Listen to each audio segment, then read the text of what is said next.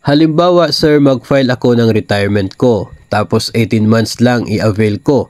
Another month, pwede ba akong mag-loan, pension loan at ilang months ang pwede agad after ako mag-retiro? No? So itong usapin na ito ay itong ating sender gusto niya na mag-pension agad. So kapag pension agad kasi, matatanggap mo yung 18 months ng inyong pension bilang cash payment sa iyo upon separation. Pagkatapos niyan, the following month, tatanggap ka na ng pension. Kaya siya pension agad.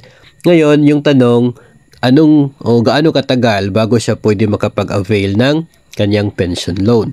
Doon po sa website ng GSIS, tungkol po doon sa pension loan ng atin po mga GSIS pensioners, sinasabi po sa guidelines na pwede ka mag-avail nito kung ikaw ay nakatanggap na ng inyong pension for at least a month. So sa ating sender, kung nag-pension agad siya, pagkatapos mo makatanggap ng inyong pension, so pwede ka na mag-apply ng pension loan. Tapos, pangalawa pa ay wala kang outstanding service loans being amortized under the choice of loan amortization schedule for pensioners. Ito po kasi kung mayroon kang utang sa GSIS tapos nag-retire ka. Tapos, nag-pension agad ka, meron ka kasing option na pwedeng bayaran lahat ng utang. So pagbayaran mo yung lahat ng utang mo, ibawas doon sa 18 times ng pension, so wala kang balance dito sa CLASP. Pero kung yung option mo is 25% lang ng utang ang bayaran mo from your claims, o kaya ay 50% lang, o kaya ay 75% lang. Yung balance kasi niyan ng utang na hindi mo binayaran from your claims, ay ibabawas yun from your monthly pension.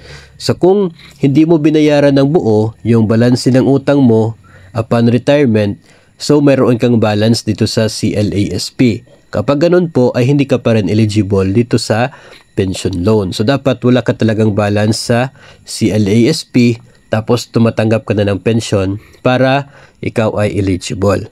24 months lang or 2 years ang maximum term ng pension loan ng GSIS at pwede lamang itong i-renew pag fully paid mo siya after 2 years. Unlike sa mga active in service na mayroon pang up to 15 years term, tapos anytime, basta may proceeds, pwede mong i-renew. Sa mga pensioners po, 2 years lang, yung maximum term. Tapos, hintayin mo na matapos yung 2 years, fully paid mo yung utang mo, then pwede ka na ulit mag-renew. So, ganun po yung isang malaking pagkakaiba kapag tayo ay nag-apply ng loan habang tayo ay aktibo pa sa serbisyo at habang tayo ay tumatanggap na ng ating pension.